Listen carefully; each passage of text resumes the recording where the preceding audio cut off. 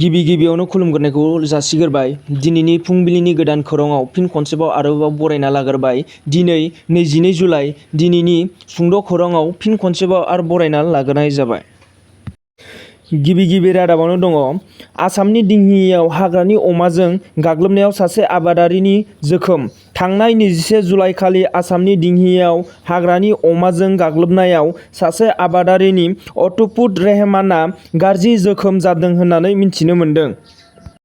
नैथि खौराङावनो दङ रायजोआव फिन आरोबाव लामानि जाब्रबथाय, जेराव बास गारिनि गोरोन्थिनि सालायनायाव सानै बर' फिसानि गोब्राब जोखोम जादों होननानै मिथिनो मोन्दों।